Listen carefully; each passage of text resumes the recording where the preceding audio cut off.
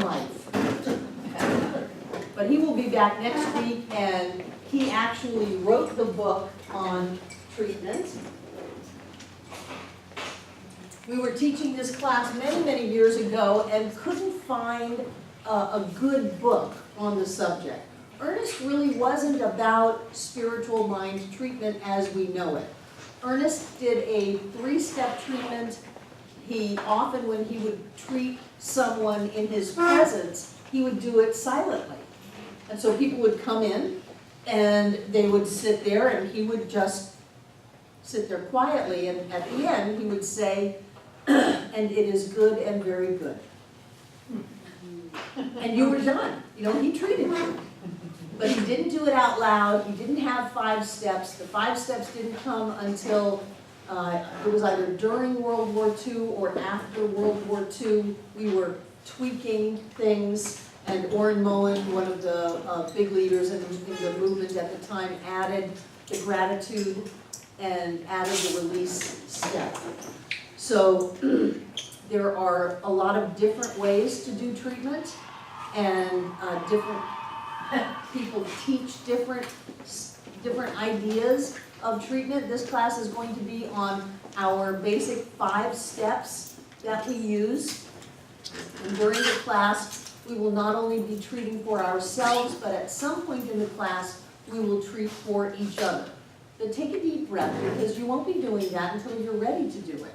And once you're ready to do it, you'll do it, and it'll be easy, and it'll be fun, and it'll be a wonderful experience. But this is really what sets us apart from teachings like Unity or even Divine Science and other metaphysical groups, is that we have a system for setting law in motion.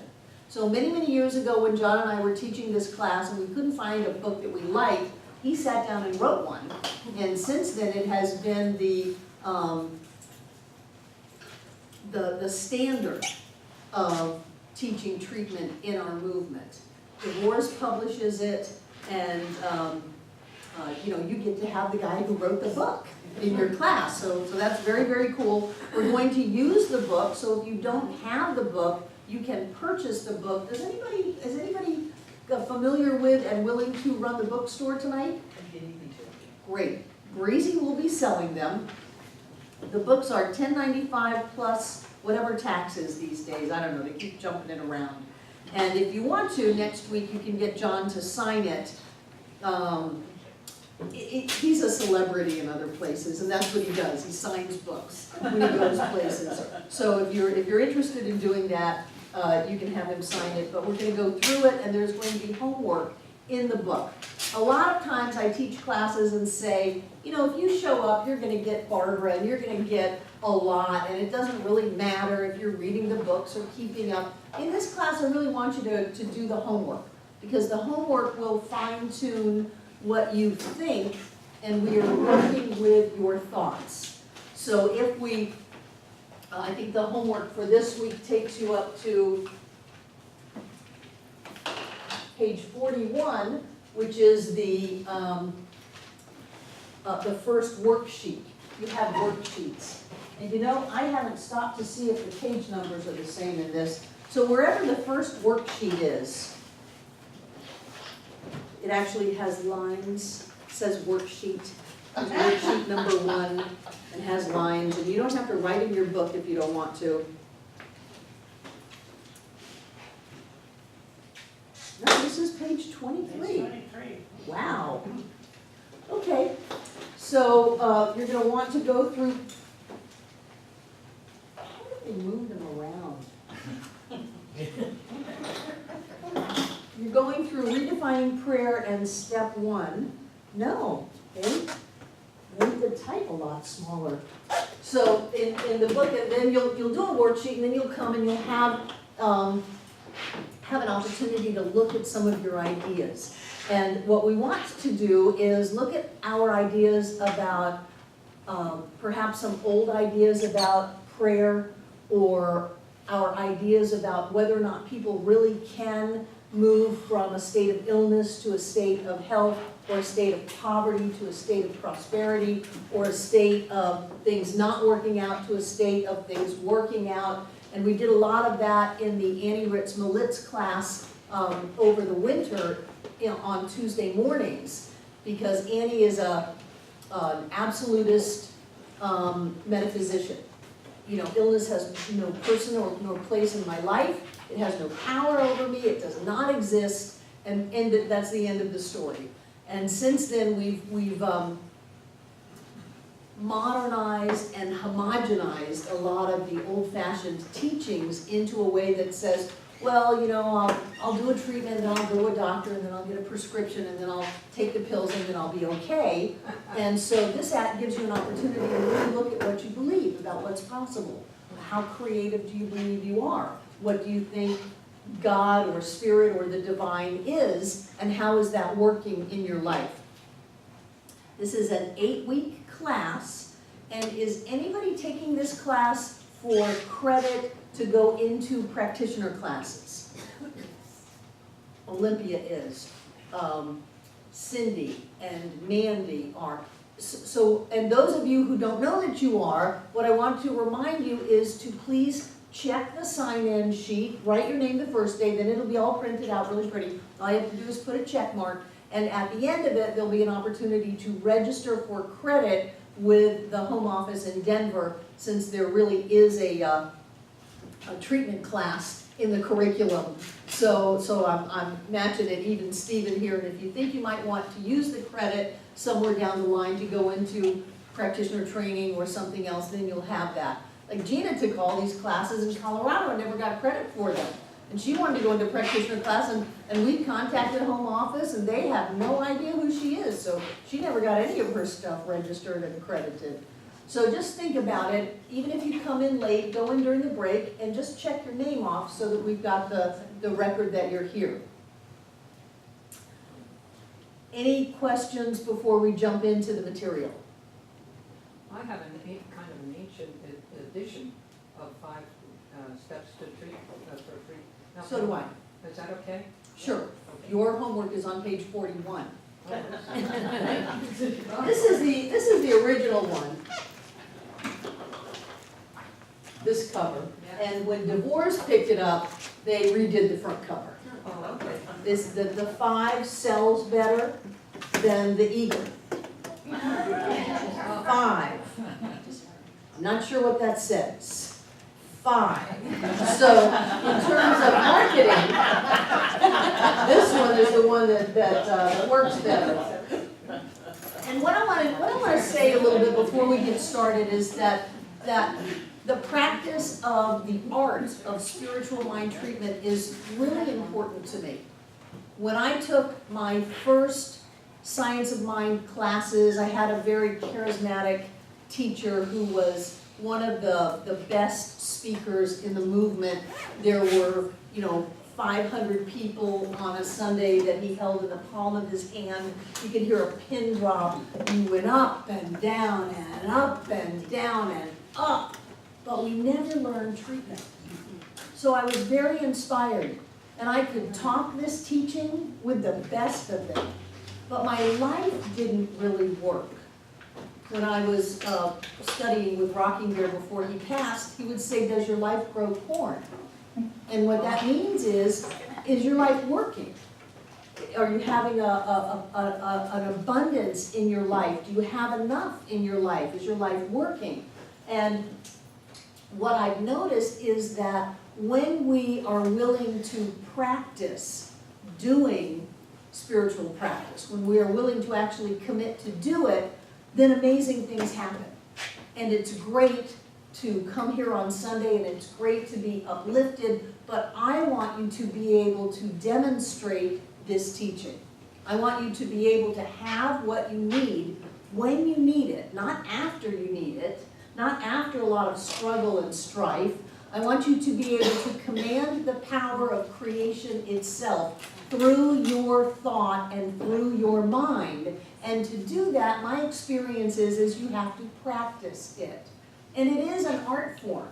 There are 5 steps, and there are some key concepts, and different people say it different ways, but really what you're going to do is you're going to feel your way into a different reality.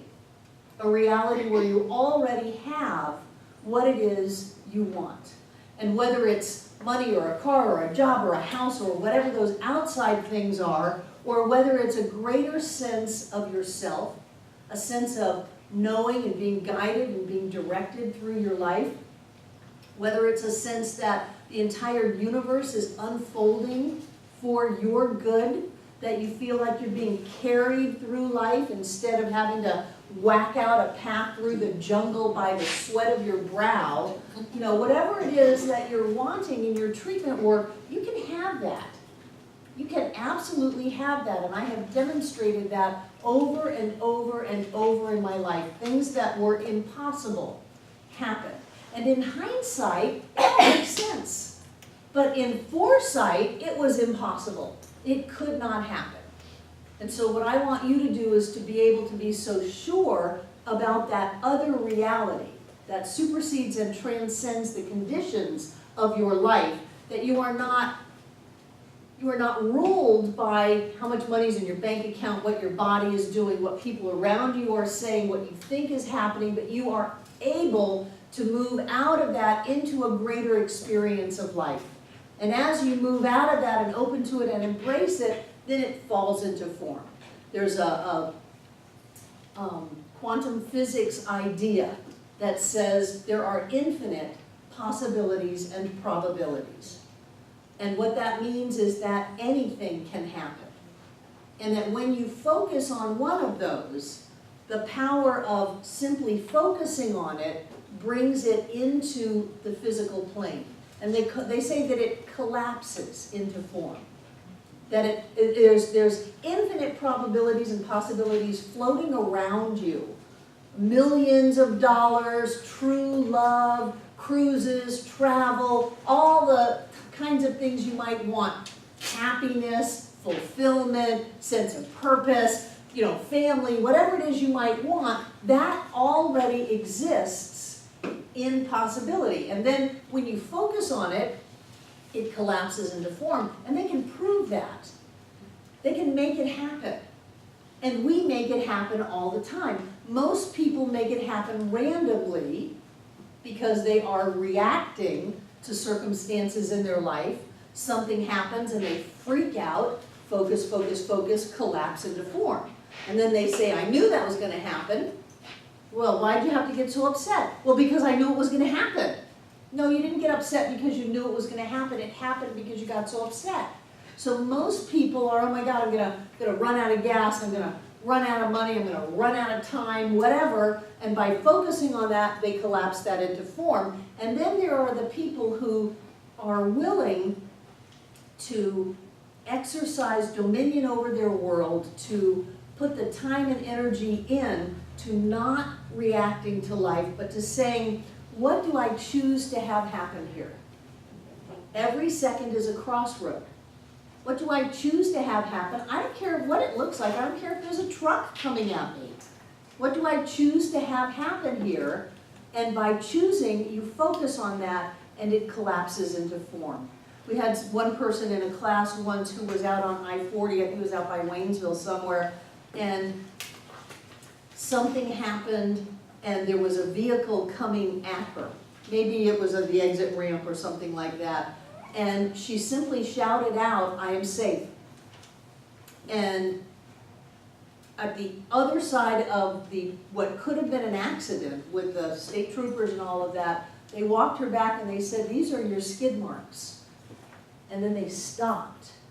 And the skid marks continued on the other side of where the semi came through. Now how does that work? Other than she went out of time and space and rematerialized on the other side of where that would be. Now you get to do that when you have the wherewithal in an impending accident to say, I am safe. You get to have those kinds of experiences when you've trained your mind, when you've trained your thought patterns to be able to go to a different reality and not to buy into something just because it appears to be dangerous. The fight or flight response is so tempting because it's so instinctual. Except most people are in fight or flight 24 hours a day. and they're exhausted.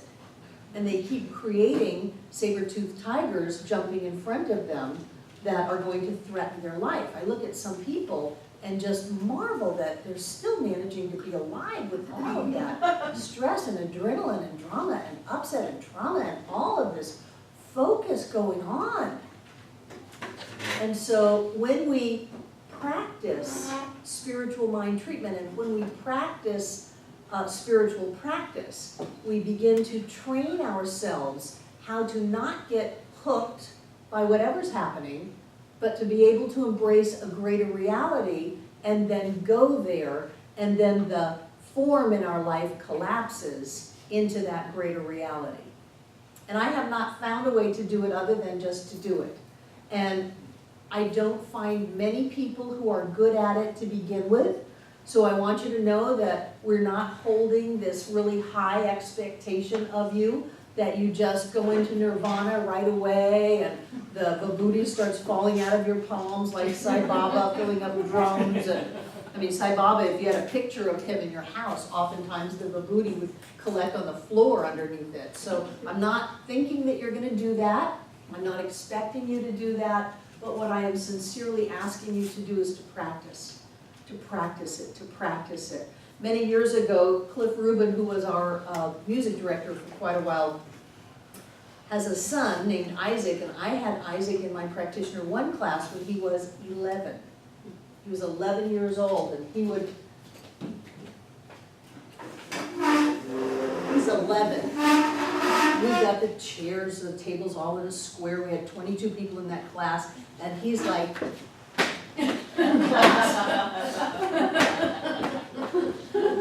and people were lined up for months to have him treat for them for the week because he demonstrated just like that. Wow. And he didn't use flowery words. He'd say, God is all it is, and that is what I am. And I know you've got this job. I know you've got this raise. Money is easy. I know that this happens, and this is great, and so it is. He's 11. But he would demonstrate and demonstrate and demonstrate. So I don't care how you demonstrate. I don't care what words you say, as long as they are bringing into form what you want in your life. So I wanted to say that because I know there are some people in here, because you've told me, that you're feeling pressured and like you maybe aren't up to this, and I want to assure you that you are, that you are using this spiritual law all the time, and to learn how to use it with awareness is really a good idea. It's really a good idea. I also want you to know that how many people were here yesterday? Our center is going through a shift. It's going through a shift of jumping to a different level. And the thing that I've used for the outside barometer of that is simply, let's pay off everybody's mortgages. Let's pay off everybody's credit card debt. Let's pay off every car loan, every house loan, every boat loan, whatever it is. Let's be free. And as a barometer of that, we're using paying off the mortgages for the center. And it's really, really tempting to me to go to what we're going to do with all that money when we're not paying it to the bank. But what I need to know is that everything on the outside is a reflection of the inside. It's all about us. There's always something within us that is keeping us from experiencing our good if we're not experiencing our good. So part of what's happening on a cultural level is that there's a lot of cleaning out going on. What is it that is keeping us from being absolutely joyous? What is it that's keeping us from being rich? What is it that's keeping us from being totally healthy? What is it that's keeping us from being in love with everybody on the planet? What is it inside of us? And let's look at that and release it. So there will be parts of that in the class also. And when you start to go and do spiritual practice, it is like putting a hose in a bucket of mud. And it starts to wash out that which is not like itself. And so some people, they do a treatment and everything gets worse. And I go, great, great. Because what you're doing is you're taking charge of your creation. But everything got worse, great. I love it when people come to me and they say, oh, I got fired or I got left or whatever. It's like, great. Because if that was part of your you're yet to be, then you would still have it. If it's not in alignment with where you're going, it's gonna have to go. It's just gonna have to go. So there may be some personal growth that goes on in the class in terms of let's fully and completely, as much as we can, move into living in this awareness that there's only one, and that is what we are, and that we are creating our lives right here and right now. There is nobody else that is making us live our lives in any way that we don't want to live. Doesn't matter whether you want to call it the economy, the government, old stuff, doesn't matter, that we are the ones who are actively creating our realities, and we're going to create them consciously. So as we do that, and as we step up a little bit into that greater experience, then don't be surprised if maybe some insecurities come up. Oh, I don't really know what I'm doing. I'm not saying it like Barbara. Please don't say it like me. Please don't copy me. Find your own words. Find that which touches you. I remember when I first started learning to do treatments for money, I didn't have any, and I was too broke to have a checkbook, because that was before they came up with the great idea of having free checking. And checking came with like a $10 a month charge, which was a lot of money to me at that time. And so my treatments were that I would have cash or checks that I could take to their bank in cash, or money orders, because I paid my bills when I had to put things in the mail with a money order. And that was my reality. So people could treat for prosperity and abundance and opulence and lavishness and richness all they wanted. It didn't mean a thing to me. What meant something to me was cash or checks or money orders. That was my world, and that's the area that I worked. I didn't try to pretend to be someone that I wasn't or somewhere that I wasn't. You know, and if we're working on our physical body and we are affirming vibrant health, and we get up and our hip hurts, it's okay to treat that our hip is flexible and comfortable and strong.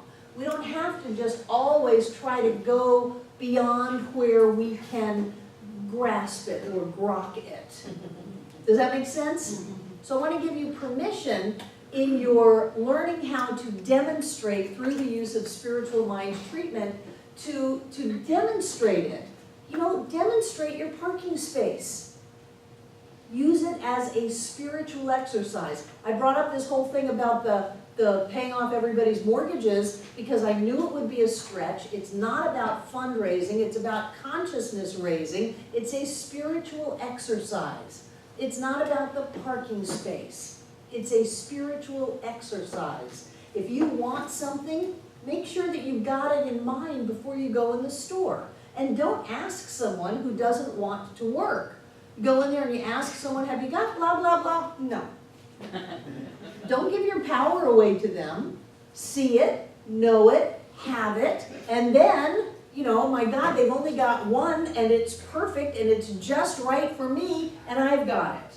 So use every moment of your life as a way to demonstrate spiritual law, as a way to remind yourself that you're manifesting your reality, you're creating your reality.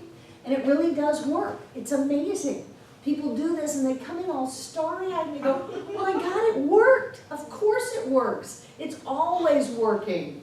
We're just so used to what we've always created that it's not surprising us anymore because we've already lived this day 1,000 times before.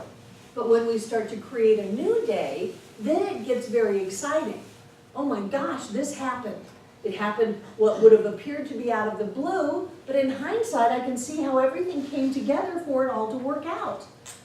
And when we can do that, we start to live a different life.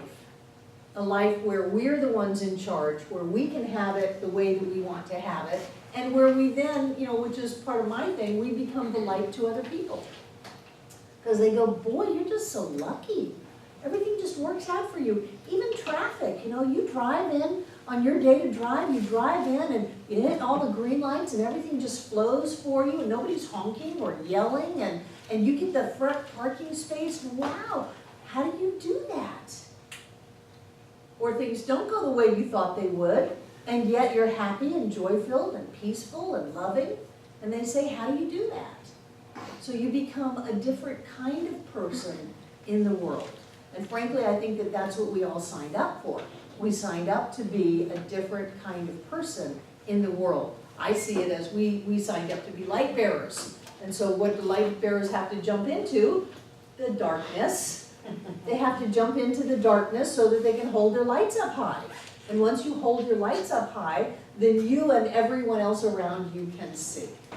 So part of this is really making a commitment to do the work during the week and to do it every day. And you're not ready to start doing spiritual mind treatment yet, but how many people meditate? Good. Those of you who don't have your hands up, start meditating starting tomorrow.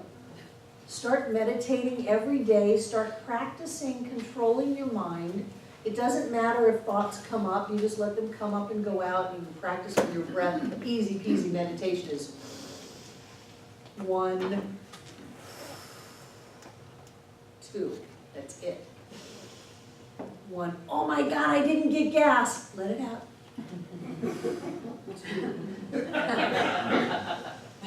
1, I'm so hungry, let it go. 2, what is that dog? Let it go. 1, and what you're doing is you're practicing not reacting, you're practicing taking charge of your thought and literally forming pathways in your brain that you will use when it comes time to not getting hooked and not reacting in life. Have you heard of the Candace Pert work on, I think it's a longer word than neurobiology, but it means that about what fires together, wires together. There are tendrils in your brain, and when they think the same thought and those neurotransmitters jump from one synapse to another, it actually grows your tendrils together. And if you think the same thought over and over and over again, you have literally physical growing, sticking together in your brain that thinks that thought. That's why it's easier to think a thought that you've thought 1,000 or 1,000,000 times before. And people come here and I say, think a new thought. They go, you're asking a lot. And I know I am, because what happens is you begin to starve the tendrils that are grown together, and they actually, because your brain is a living part of you, they actually pull apart. And then they're kind of waving around, and then you've got the new thought. All is well. I have more than enough. I live in an abundant universe. Life is good. I may not see how it's going to happen, but I know it's going to happen. You can't have a thought or a desire without having the fulfillment of that already here. I'm not just talking about possibilities collapsing into form. It's got to be here in form at some level for you to have the thought, for you to have the desire. So you can say, I don't know how it's going to happen, but I know that it's here because I thought it.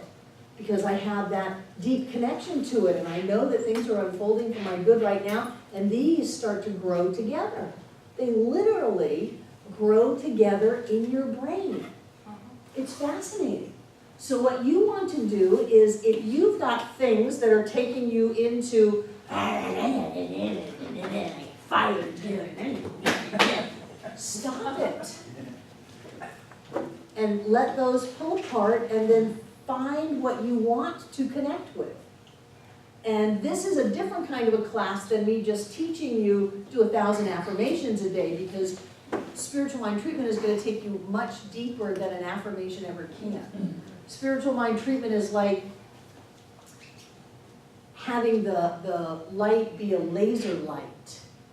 And when you use a laser beam, you can, they used to have an ad for St. Joseph's Hospital where they cut the eggshell off a raw egg and left the membrane intact with a laser beam. They since found out that that destroys people's kidneys, so it was an ad for getting rid of kidney stones, and they don't do that anymore. But they can do that with a laser beam.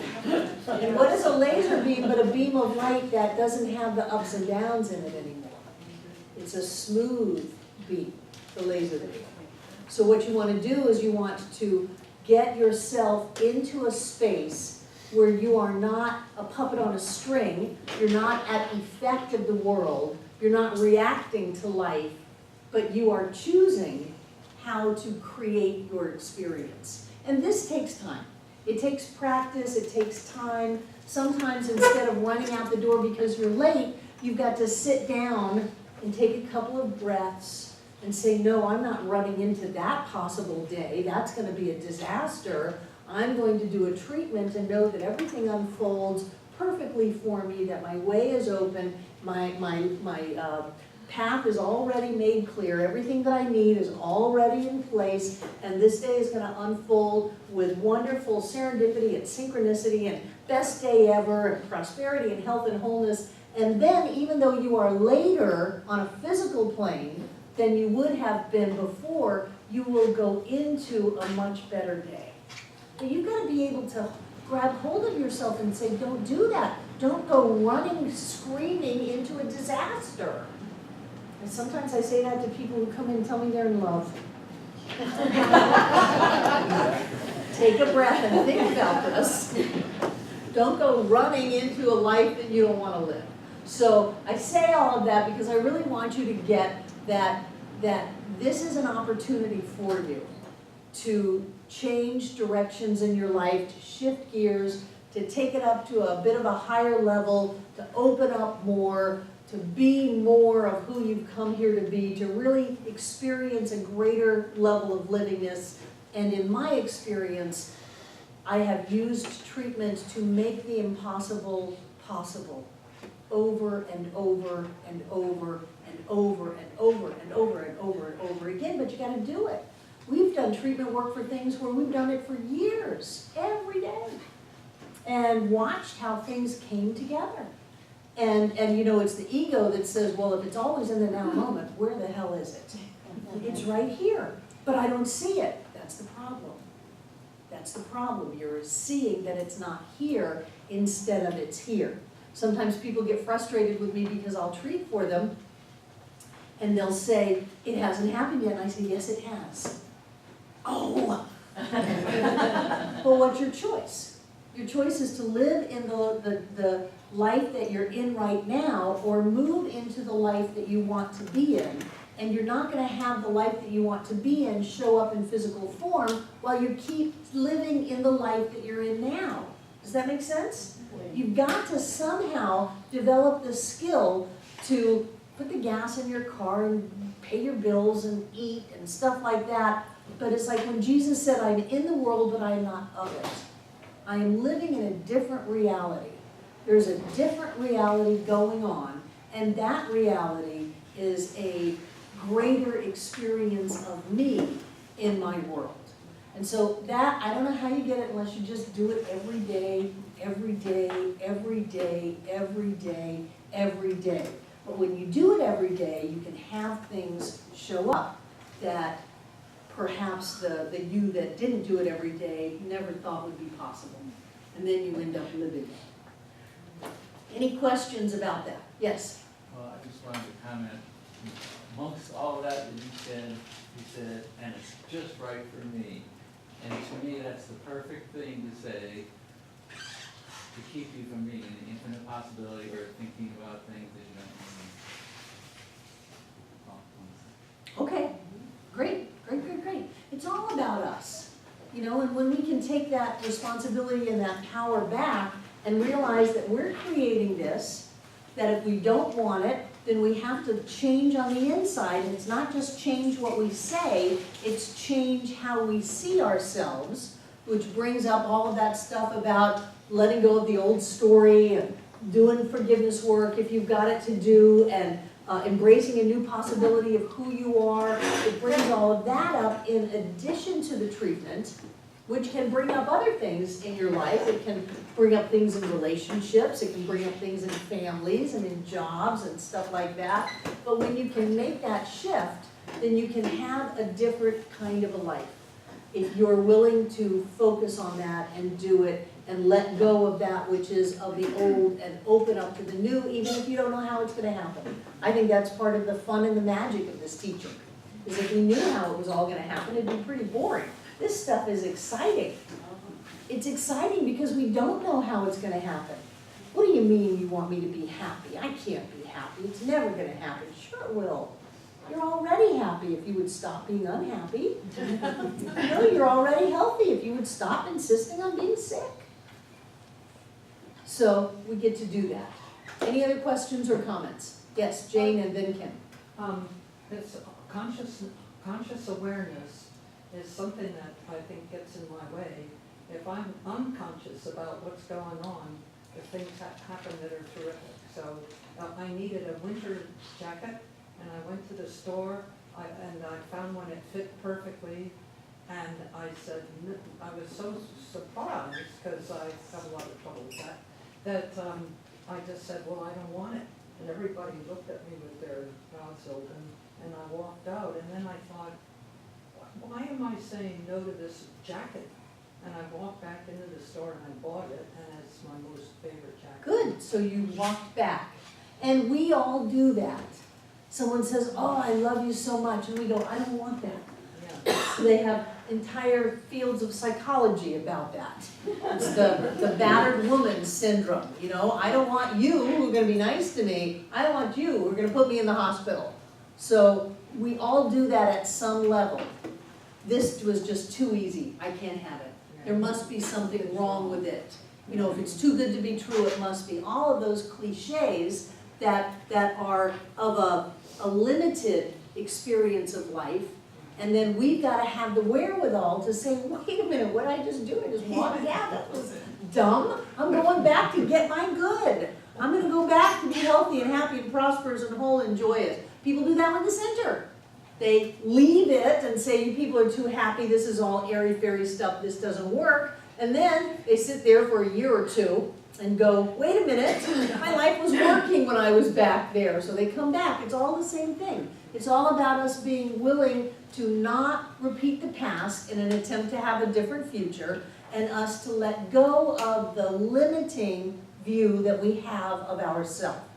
And that's going to be a theme of mine, because I'm really ready to jump into some greater things. And I do feel like I've got a bit of a clock ticking, different than when I was 21, and that I want to do it, I want to do it now. Like whatever I'm going to do, I want to go ahead and jump in and do it and have my life be this way. I want us to do great things together and move into joy and prosperity and joy and prosperity and health and wholeness and love and all of that, and to do it now. So I'm going to be looking inside of myself as to what is up next that I need to do, and you're all coming along with me because you're here.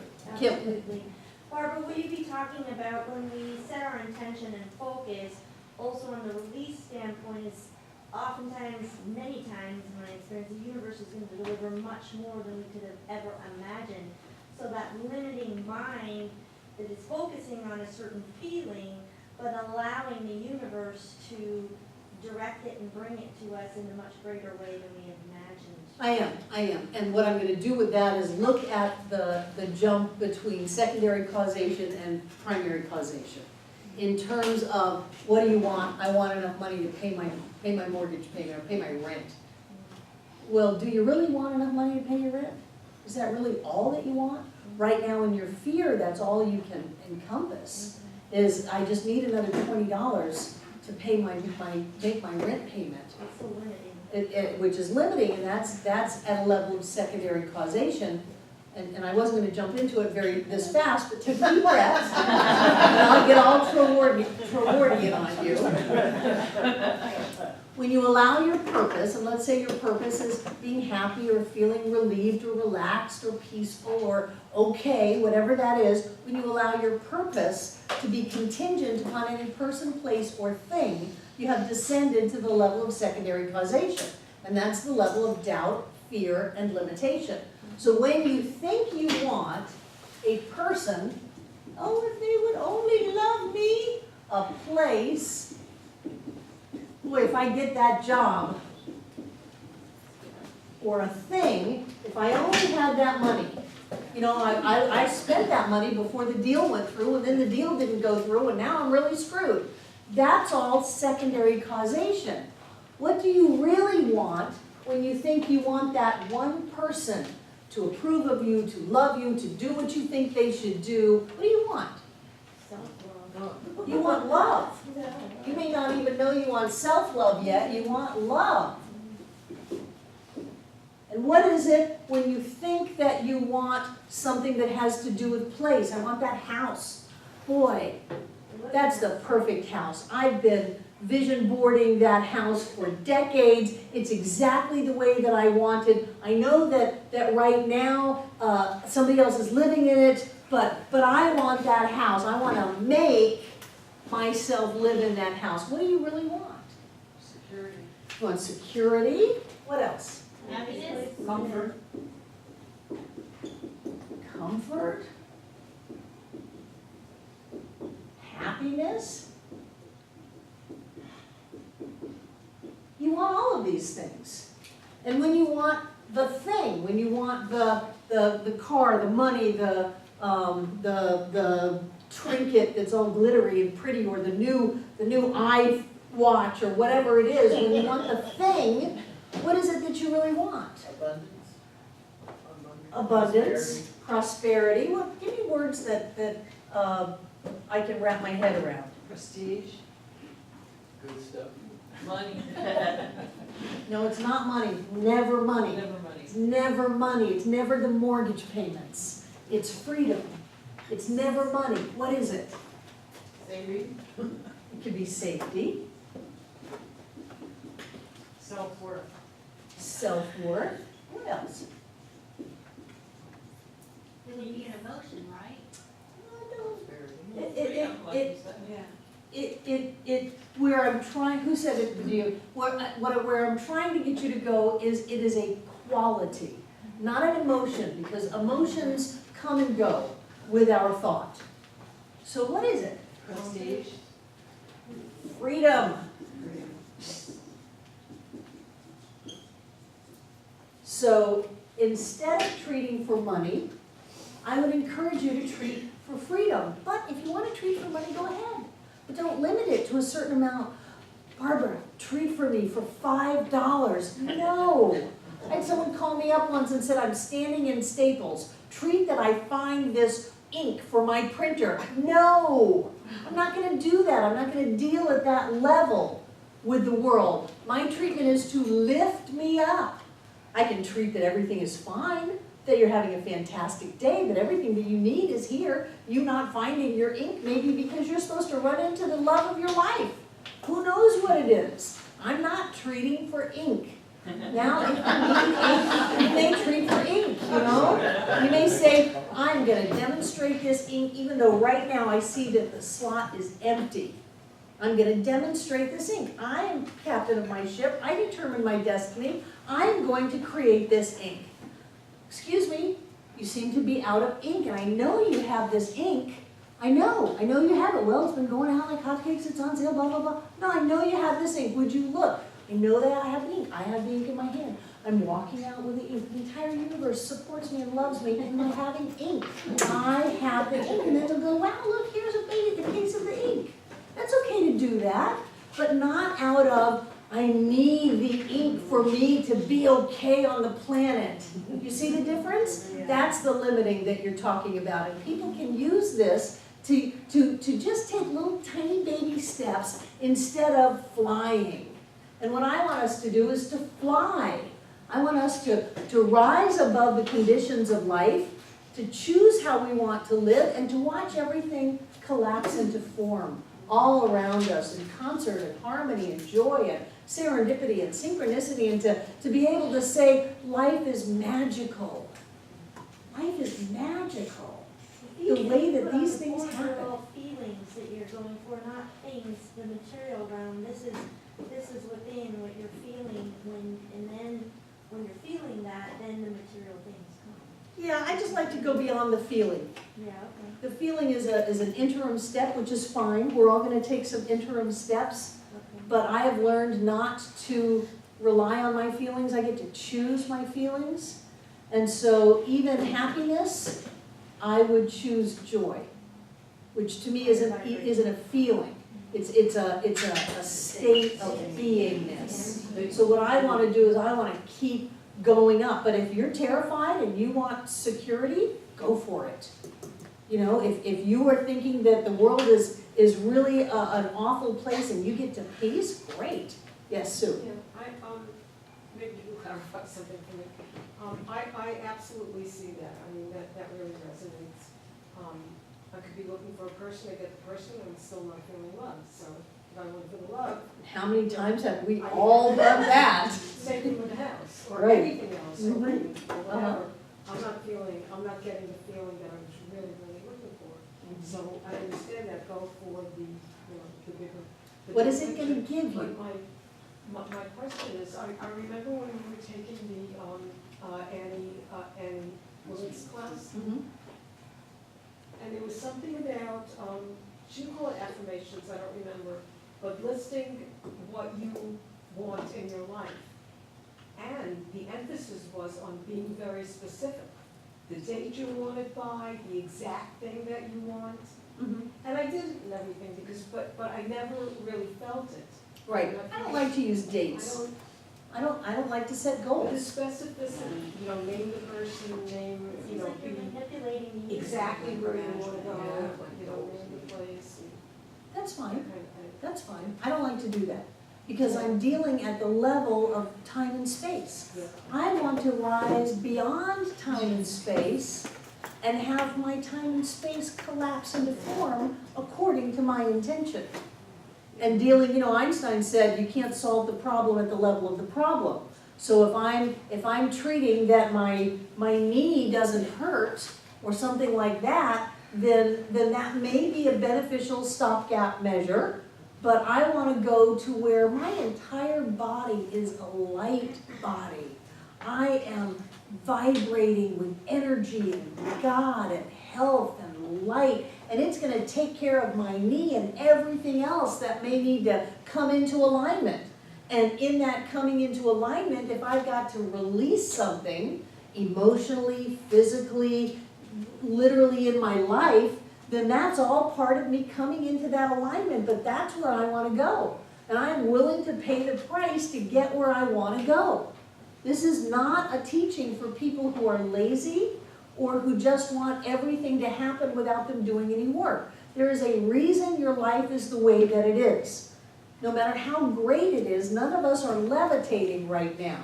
There is a reason that your life is the way that it is, and if you want it to shift to a better state, whether you're going from 0 to 1 or 99 to 100, then there has to be that letting go or that realignment within our consciousness, within our belief system, within our mentality, our awareness, however you want to describe it, that realignment into a higher truth of who we are.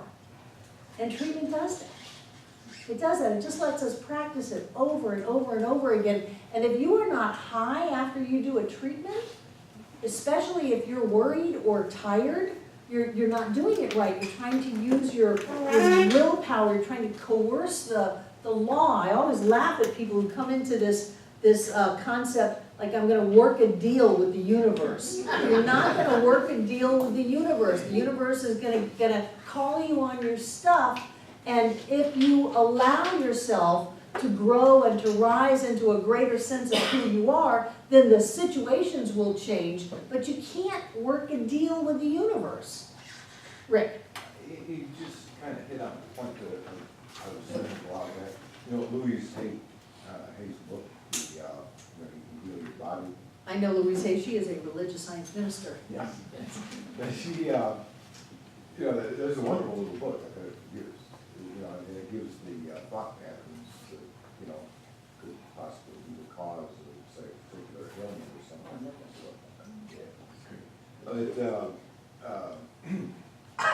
There's, in my thought, you know, there's like going to what you just described as like it's going to the absolute, Right. rather than focusing on a mental pattern that may be causing the thing. If you go to the absolute like that, isn't there a tendency to bring that up? Yes, yes, yes. And what Rick is talking about is that give me a problem, back problem, okay. Burden, back problems, look it up and you can heal your life. Burden, I release any and all burden and I am free to be me. That kind of thing. And he's saying, well, if you just go up to the absolute, which is God is all that there is. Period, end of story. And if you can stay there, even not for a long time, your back heals and everything else in your life heals at the same time. Yeah, good, good. Yes, Morgan. So if you're, if you're looking at health, and rather than focusing on fixing your health problem, you should be looking at, say, love or happiness and trying to raise yourself to that. There are actually studies that are being done. There's a book out called Mind Over Medicine, and there are studies at if you can get yourself happy at how quickly your body will heal of things that are terminal, of things that are incurable, of things that you've had for all of your life, and they are finally studying this. So yes, if you can leave the level of the condition, because if you're trying to work a deal, I'll eat better, I'll exercise better, you're dealing at the level of effect and you're dealing with secondary causation.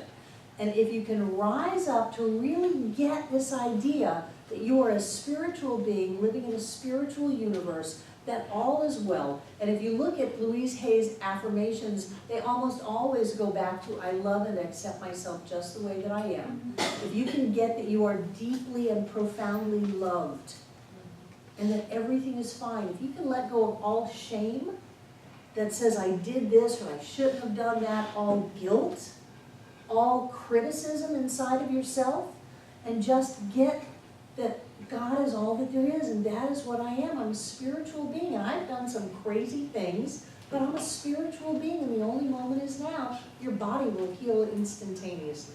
Instantaneously. And they're watching that happen with people over and over and over again. What would it take, instead of you dying in a month, what would it take for you to be happy?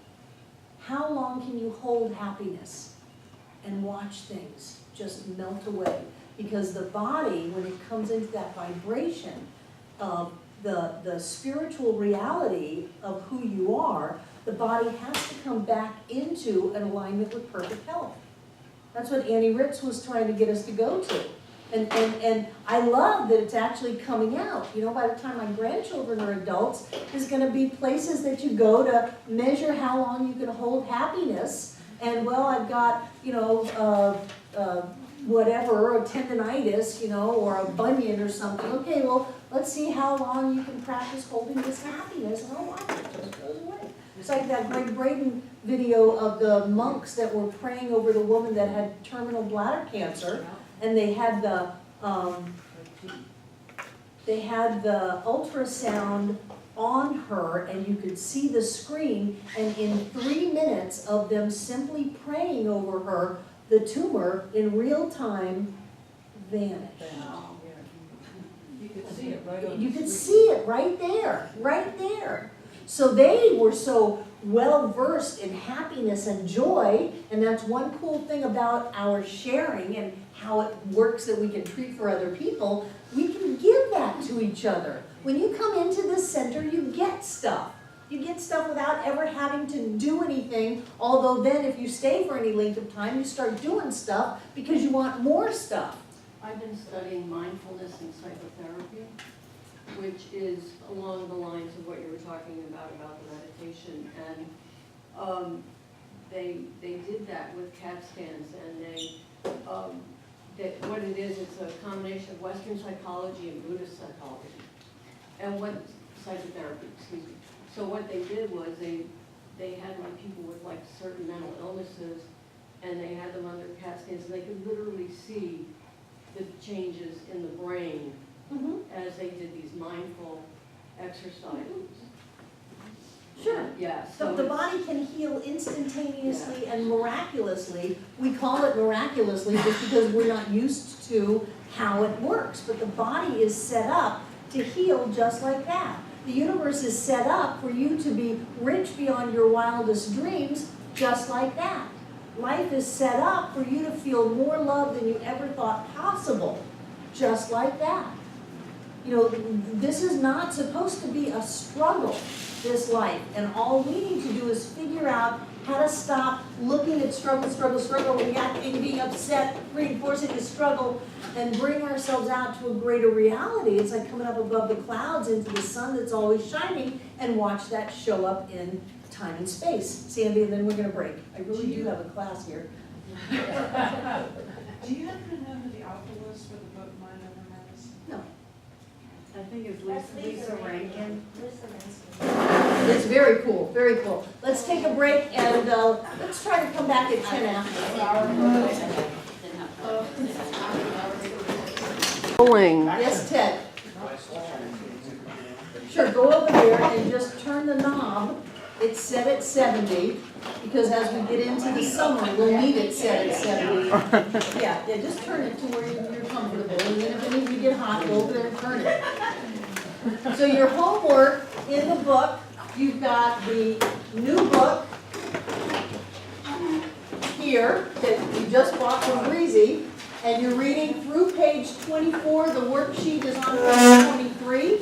If you have the old book, then you're reading through page 41. It's all the same material, it's just laid out different. I'm fascinated. It is type size. Fascinating. So what we want to do is we're starting to look at these different ways that people pray. Spiritual mind treatment is a form of prayer. It's an affirmative prayer, but it is a form of prayer. And what is prayer? Do you have any idea what prayer is? Asking God for what, Communication no. with our idea of God. They say there are no atheists in a foxhole. So prayer is some kind of communication with whatever our idea of God is. Whether we're throwing virgins into the volcano, whether we're doing Santeria, which they did in Miami, and putting chickens on people's porches, or whether you're doing a rosary or something like that, that's all different kinds of prayer. So let's look at types of prayer, just so we can see where we're coming from and where we want to go. What types of prayer might there be? What types of prayer have you done? Affirmative.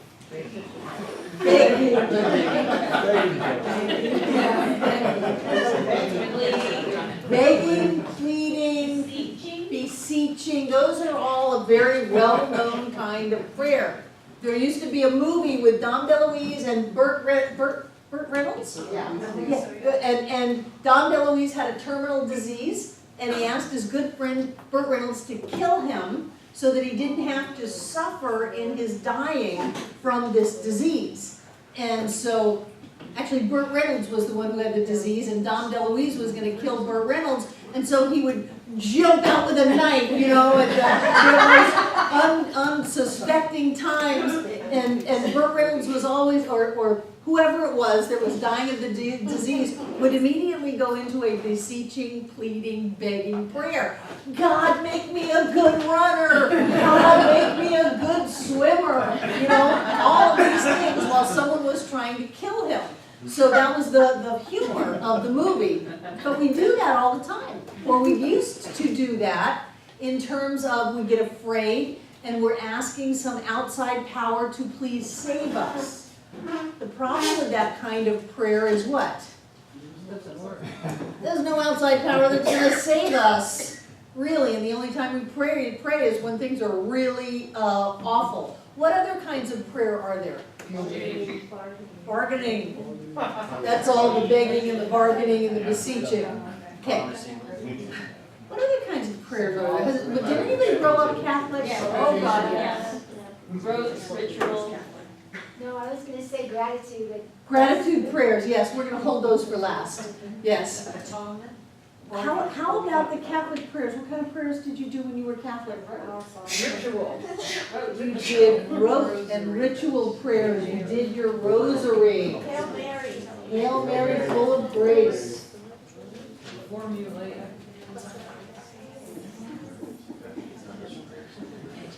We did that in a lot of Native American ceremony. It's very ritualistic. And it's, doing something in a certain way. The sweat lodge was all about a prayer. That was a prayer. And sometimes it was the begging, beseeching, bargaining prayer. Oh God, let me have a prayer. Right? So there's that kind of a prayer. My first mother-in-law, who was 100% Sicilian and very Catholic, loved Saint Anthony before he was defrocked. And she would get a green 7-day Saint Anthony candle. And she would light it and say a prayer, and she knew that by the time the candle burned out, she would get what she had prayed for, and she always did. So there was that kind of ritual prayer. There's the prayer of, if I do a certain number of Hail Marys, then my sins are forgiven and I'm good again. That kind of thing. What other kind of prayers are there? Songs, singing.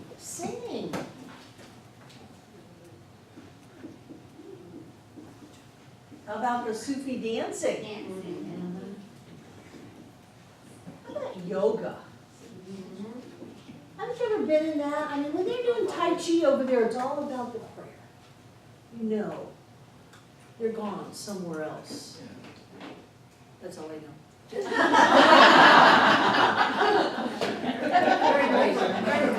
So we do have the begging, bargaining,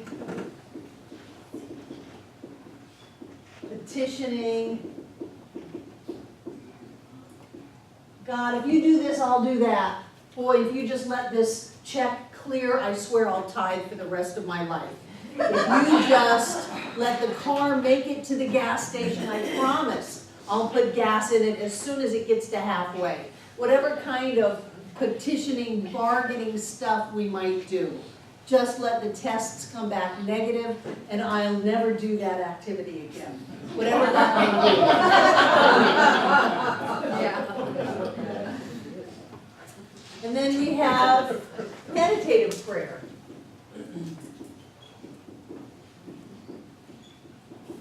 So these are very standard kinds of prayers that people do. And if any of you know Greg Braden, he wrote a book called The Lost Mode of Prayer. Where is that?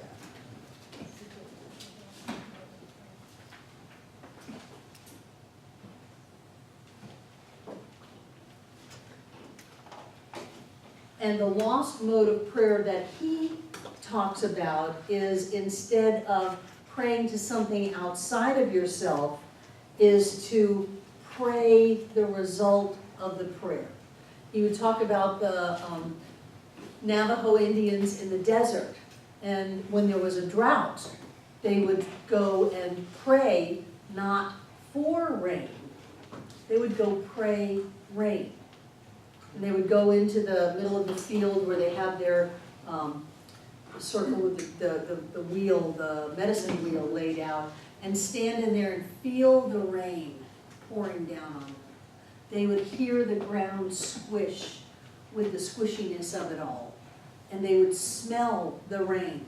They would be in the rain. They weren't asking, they weren't begging, bargaining, or petitioning. They weren't doing a ritual about it. They weren't even doing a meditative kind of prayer. They were praying rain.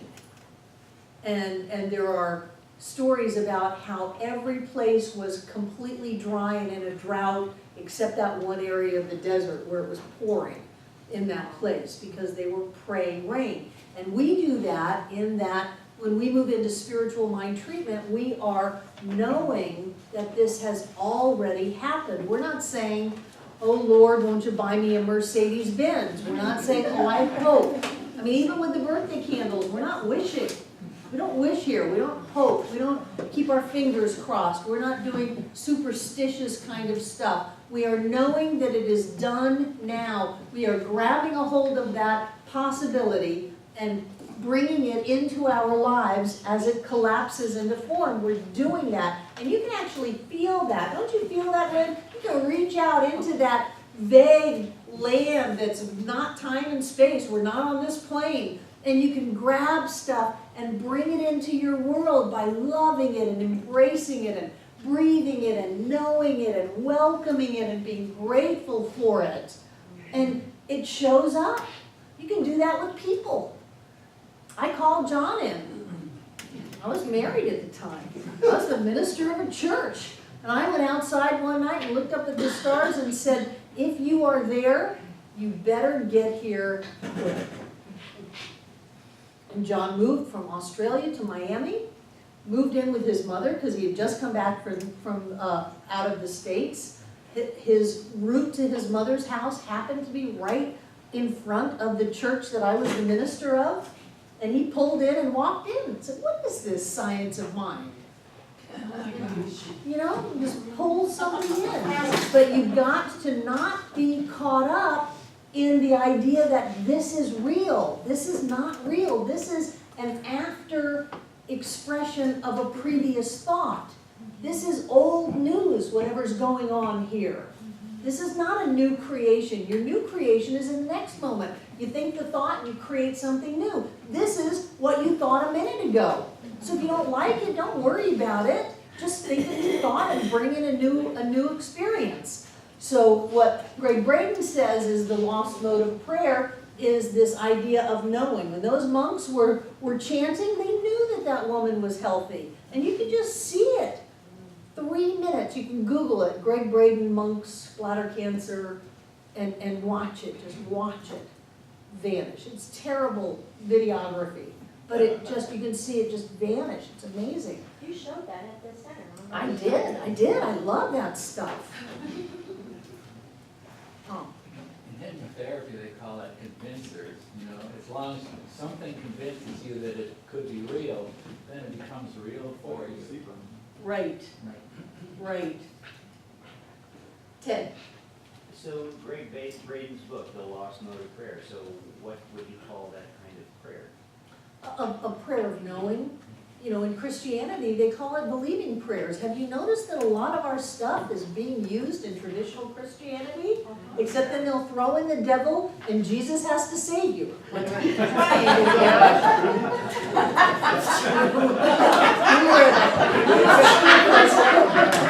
true. We were at a conference with Les Brown. Does anybody know Les Brown? Really famous motivational speaker. He's a student of Johnny Coleman. He's a metaphysician. He's wonderful. He looked at you and said, what are you doing? Joel Osteen has your stuff. He took your stuff. He's using your stuff. He said, why aren't you using your stuff? Yeah. You know, he was at a religious science of mind convention talking to the leaders of it all. Why aren't you using your stuff? Yeah, I love that stuff. Yeah. I don't care how it gets out there. If it's got to get out there with the devil and Jesus for people to begin to look at it, they'll find their way because everybody does. Sooner or later, we all do. We all do. Sure, prayers of knowing, because what you're doing is you're moving into a state of knowing. And not only are you moving into a state of knowing like you do through affirmations when you're in class, and I have you do the affirmations 1,000 times a day, but you're moving into a greater level of awareness of who you are. So in a spiritual mind treatment, does everybody have the homework because I'm erasing? Yep. Okay. In a spiritual mind treatment, especially in our form of it, you've got 5 steps.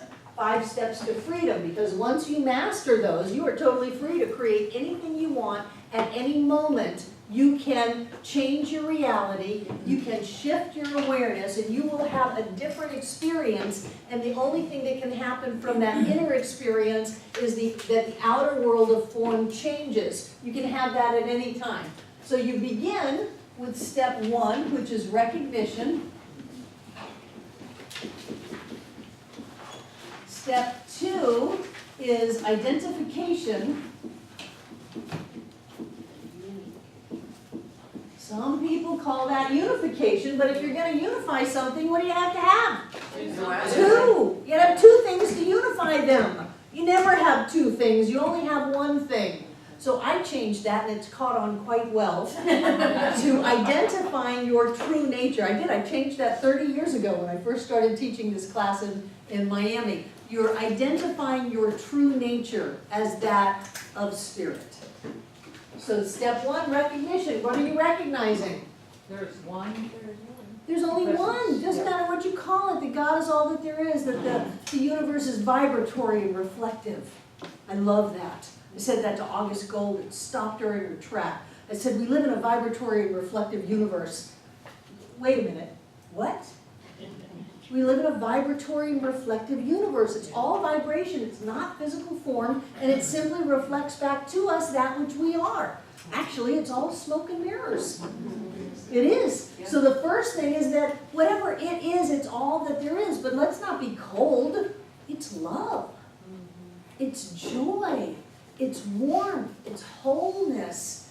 It's an amazing experience to connect with the divine. That's why you get people like, who was the one that would run around naked and sing to the birds?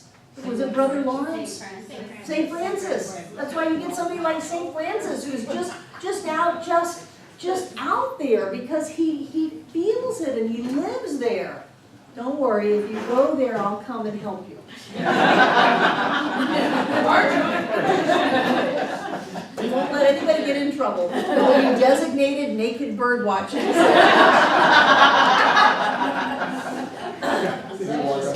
Really, it's Asheville. Yeah, seriously.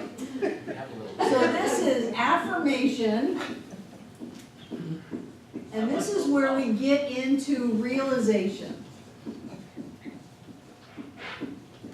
Because there's a difference between affirm, make firm. I'm going to make this firm. And there are times when we just need to get a hold of our thinking and think that thought 1,000 times. Just think it until we've connected the tendrils in our brain and to where we can embrace it. I had an affirmation that I'm okay.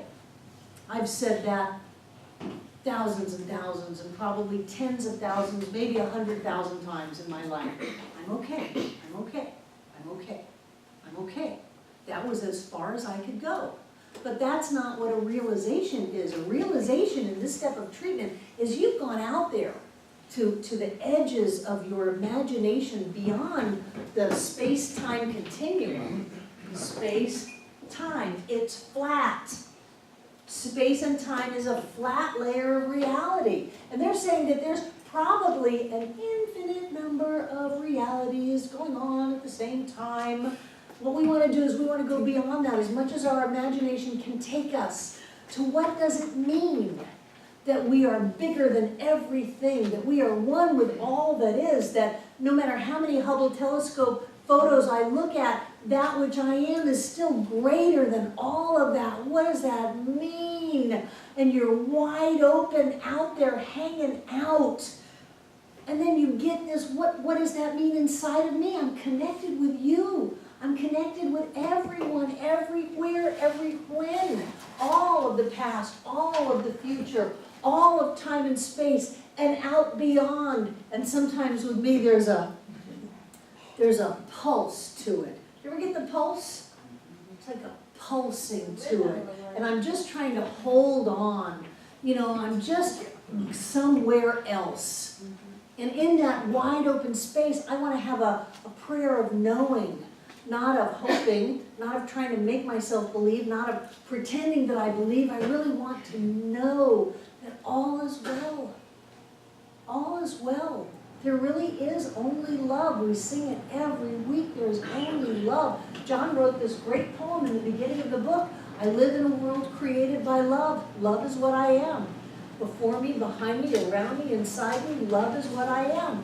I'm filled overflowing and clear in my knowing that love is what I am. If we could just get that, if we could get these first 2 steps, we wouldn't need anything else. If we could get that all that there is spirit, that this is a spiritual reality and we are spiritual beings and that there is no separation, that we are all one and that love is what it is. That of course we have enough to pull off life and planet Earth, of course we do. And life is a gift, there is no struggle, so we're here to enjoy it. God wants to go on cruises by means of us. God wants to experience the flowering, the tasting, the smells, the beauty, the joy of life by means of us because we want that.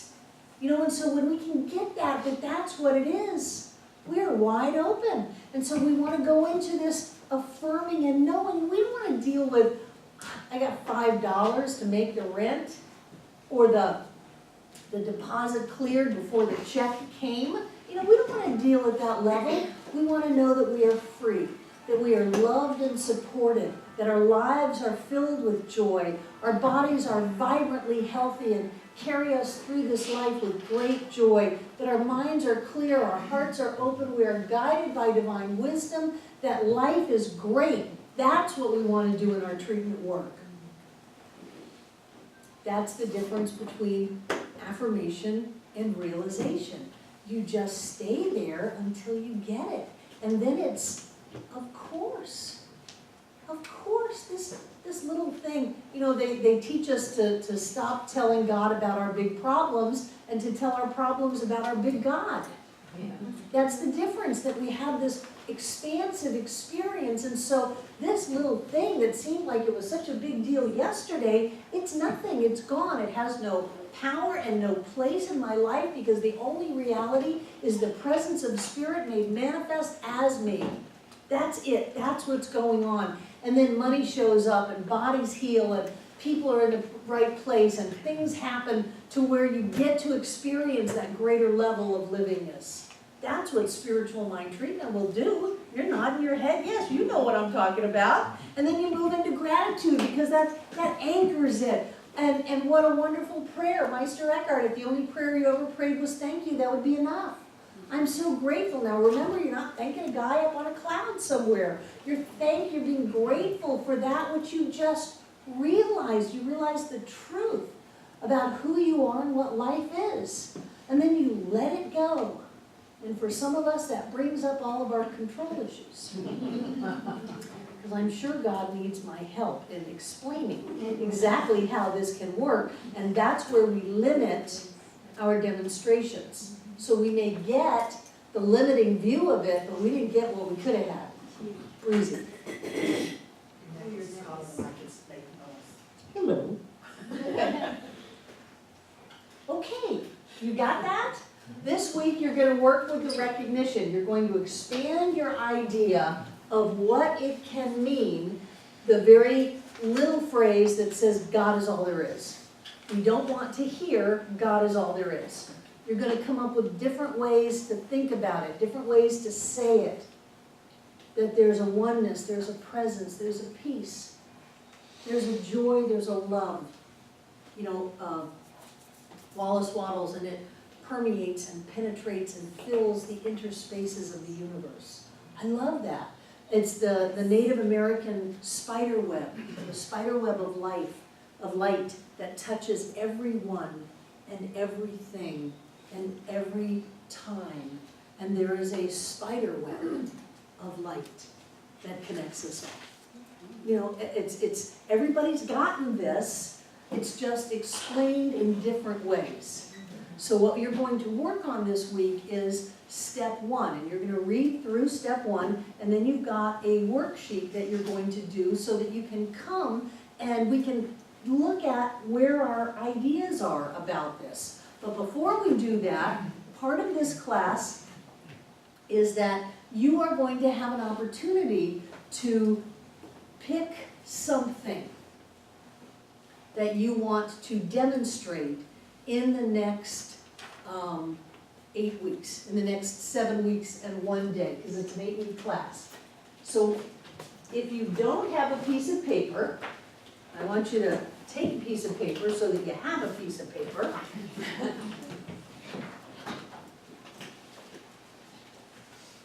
And does everyone have a pen? Does anyone not have a pen? Okay, would someone run out to the Welcome Center? There's a basket that's got pens in it.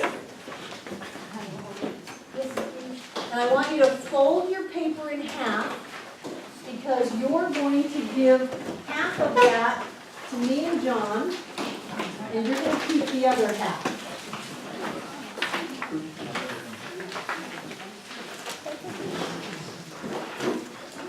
Take an envelope and pass it down.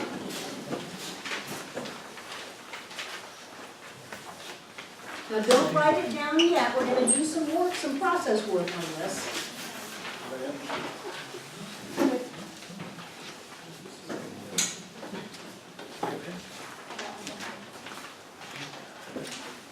But in the end, you're gonna have an envelope with half of your paper in it.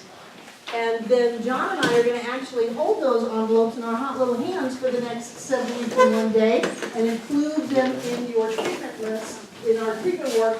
And it will be sealed, and no one will see that until the last night of class, where you'll have your envelope handed back to you, and we'll open them and look at all of the things that have treated, that have manifested. But what I want you to do is, if you want to, close your eyes. Don't write anything yet. Take a deep breath and just relax. And relax into that knowing of who you truly are. There's a part of you that already knows. It's not caught up in the daily activities. It is beyond it. It is above it. It steps back and watches. It is already there. And as you relax into that part, let an idea surface of what you would like to manifest, to create in your world. Maybe what that part no longer has. Maybe what that part has. And for now, it's okay if it's a secondary causation thing. But let the idea come up of what you would like to create in your life. It's there, everybody's got it. Just let it surface to your awareness. And then take a minute and look at it and say, really, is that it? Is there something that's a piece of a puzzle about? Is there a greater demonstration? Maybe you think it's money, but really it's that you want to feel the joy of life, or the freedom of life, or you want to be secure in your knowing that everything is all taken care of. Maybe it's a job or a car. Whatever it is, ask yourself, is that it? Or is it a piece of a larger puzzle? Is there a greater demonstration that is mine to have? And whatever it is, it's okay if it stays at money. It's okay if it stays at a car or a job or something like that. That's all right. But make sure that that's the thing that you want. And when you're clear about that, when you get the yes, that's mine to demonstrate in this class, just write it on the paper. You have two halves of a piece of paper, so you're going to write it twice, once for you, and once to be folded and put in the envelope. There is something within you that is coming forth. It is here by divine appointment.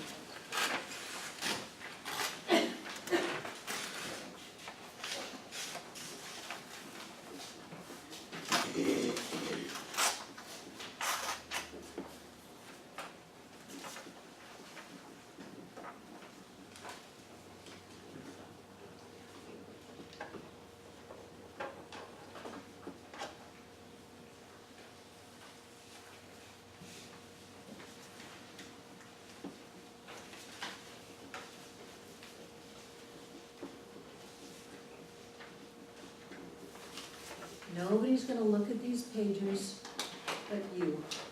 You're going to put your paper in the envelope and seal it. You're going to write your name on the front of the envelope so we know who to give it back to. Nobody's going to see it but you. This is your private thing. And you don't ever have to share it with anybody else.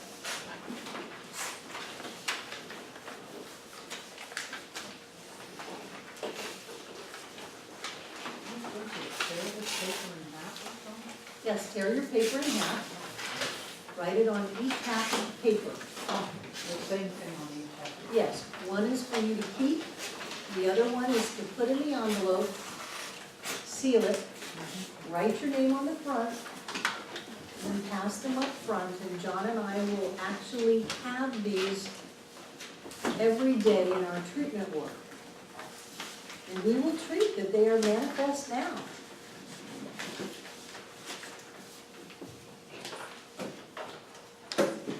Put your hands on the television. There is something to that energy of holding it. You have put your intention on paper, and I take that paper and I hold it. There is something energetically true about that.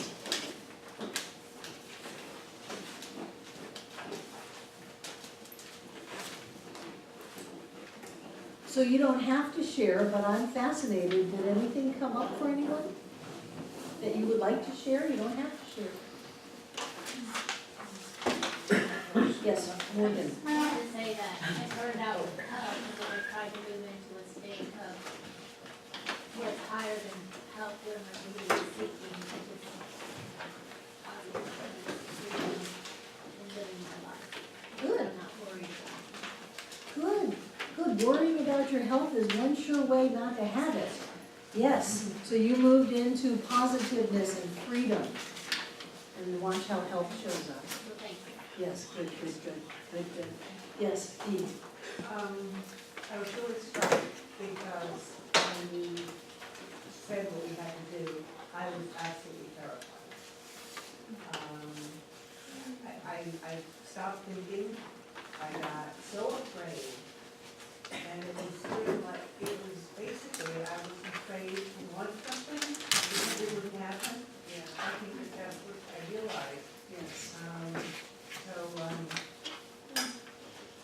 It was really an experience. Wonderful, wonderful.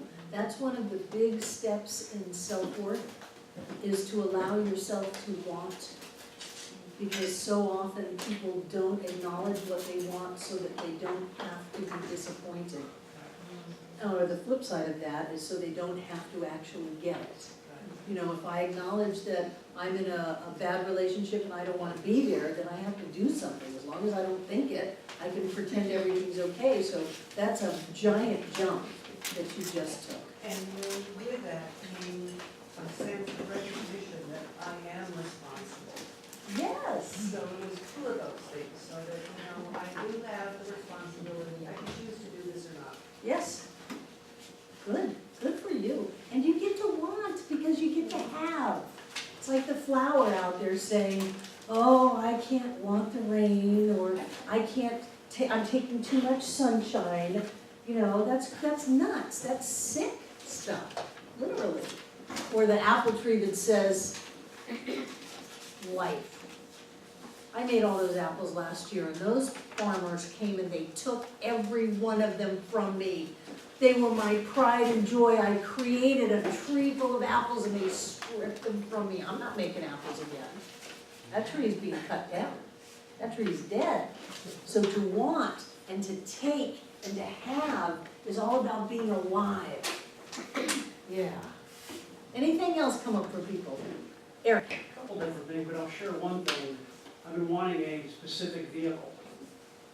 Is it okay to, I know exactly the years that I want and what it is. Is it okay to be very specific about that? Sure it is. Okay? I would also include that this is a fantastic experience and I'm having so much fun and I go where I want to go and I do what I want to do and that life supports me and all of that, just in case someone wants to give you a jet. You know, because you just don't know. You think that your greatest good is that. So sure, claim that, but also open it up that you're having the qualities of life that you think will give you. Happiness, joy, excitement, freedom, transportation, you know, security, whatever it is, that go ahead and include all of that in there. Otherwise you do what Kim was worried about, that we're going to limit our good by overly controlling the manifestation. You can do that, it's okay. But I always like to just open it up, because who knows what life has for me. You know, there are surprises in every corner. Yes, Jelra. Okay, I started mine off when you kept saying, is there more, is that it? So I started mine off, I currently live with my mom right now, and, you know, credit is a big issue, things like that, and I have 4 kids. So I originally started off saying, you know, that I basically want to get my independence, security, so, you know, possibly, you know, my own home or whatever, so I can have it, but I ended up getting it freedom, only because that's really what it is, it's just to not have to worry about it. Right, right, and you could end up getting your own home Right, and end up not being free. right. Yes. So really, what you want is freedom. That was very wise of you. Good, good, good. Who else? Anybody else? You don't have to share, but if you have something you want to share into the room. Yes, Judith. You know, for years and years, I've been struggling financially only because I get very compulsive and impulsive. So, instead of requesting abundance and prosperity, I asked for freedom from financial insecurity. So what would freedom from financial insecurity be? For me, it would be freedom manifests. There, so that's your treatment. That you manifest freedom, that you have freedom manifest in your life. That you think thoughts of freedom, you have feelings of freedom, you have experiences of freedom. Good, good. And what a wise statement you said, that you struggle with money because you are obsessive and Compulsive. I'm compulsive and impulsive. compulsive and You can impulsive. throw obsessive if you Yeah, want. but you said, I struggle with money because I am compulsive and impulsive. So I'm think responsible. think about what would happen if you could change and shift those thoughts of compulsion and impulsivity. Then your struggle with money will vanish because you're holding on to it. And now that you know that, you're at choice as to what to do. And I'll give you, it's not that easy to think a different thought all the time. But if you don't learn how to do it, you will be trapped forever in reliving your past. Michelle. Michelle, when is your class? Tomorrow. Tomorrow night in this room? In this very room. The queen of the 4/5 agreements. Yes. Yes. Yes. Just come and join me. So, I have been living the last maybe almost 2 years, pretty much in isolation on a mountaintop. You and I missed you. And something compelled me to come back to life on Earth. So I wrote, and I was surprised. Feel the joy of life in connection with others in community. Good. You went inside, you did your chrysalis, you turned to goo, you found your imaginal cells, and now you're coming out, looking at the world anew, and you want to connect. That's called growth. That's a metamorphosis. Thank you. Good. Fun to see that. I didn't know that was going to be the result of my. And often we're surprised. Yes. Ted. This is just quite amazing. This is really, it's dawned on me when you asked, is that it, and put that in. This is really all about becoming.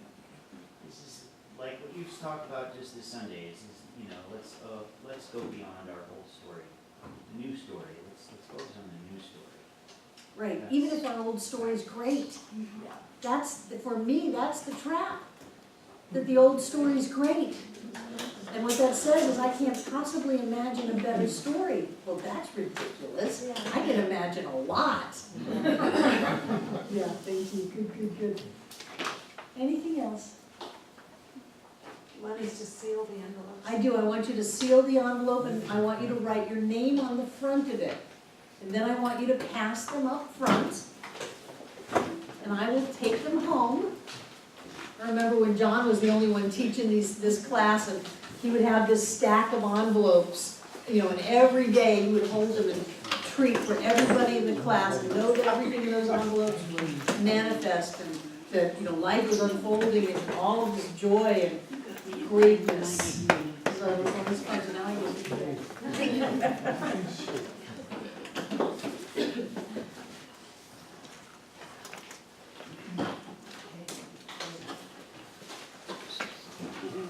And then the last night of class, we'll pass these back to you. Yeah, it is, it's very cool. Has anybody done this before? Yes. Yeah. Stuff happens. Yes. Yes. Okay, so anything else before we close? I love this class, and I just want you to know that we are on a journey and an adventure together that is going to have amazing manifestations. This is absolutely up to the level of the prosperity class that we do in the summer, that we kick off with a fire walk on July 20th. Bring your friends. Oh, right. But it's that thing of, you know, it's energetically, but the way that it's framed with when two or more are gathered, it's the same thing. We come together with synchronicity and synergism, and we build. 1 and 1 isn't 2 anymore, 1 and 1 is 11, you know, and we just build and build and build, and we experience ourselves different. It's a matter of becoming. It's a matter of shedding the past, letting go of the old, and opening and embracing the new. And if there's anything that comes up in all of that, just bring it to class and we'll work through it all together. Because sometimes there are reasons that we are having our lives be the way that it is, and maybe we didn't know the ball and chain was around our leg, we just thought it was really hard to walk. And then we want to go from walking to flying, and we go, well, what's that there on my leg? And so then that's an opportunity to let it go. Great, take out what you're going to give, hold it in your hand.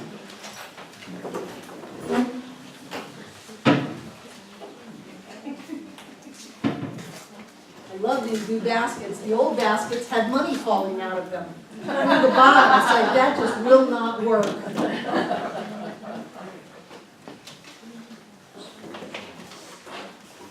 So just know. Just open up to that awareness that we are so much more than our body, than our money, than our possessions, than our experiences, than all that we think we are. We are so much more because we are a part of all that is. And this allness doesn't have any edges because it's all. So it has to somehow be constantly expanding and growing, otherwise there would be an edge. So we are a part of an expansion, a part of a growth, a part of an abundance that is more than we can even fathom. So the idea of riches, of money, is a given. Of course we have more than enough to do everything that we want to do. Of course we are supported and loved by all of life. Of course things and people are lined up to bring about our good. And of course we deserve to live this rich and blessed life. We are deeply loved.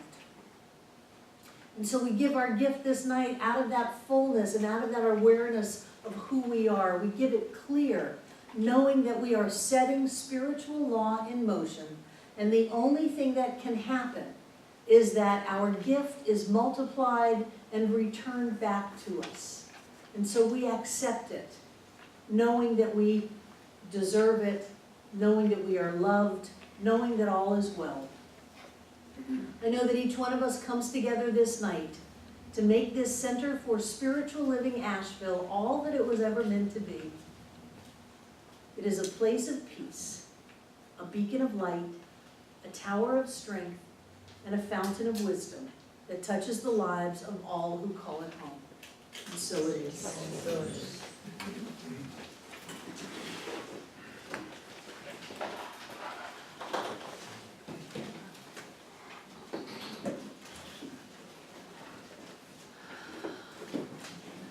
Feel it raining down on you, filling you up, filled full to overflowing. Feel it like something that you're swimming in, that you're breathing in, that is the very life force that moves through you. The entire universe is prospering you right now in every way. The entire universe is loving you right now in every way. Every person in your life, every circumstance, every opportunity is coming together for your good. Because that's the way life is.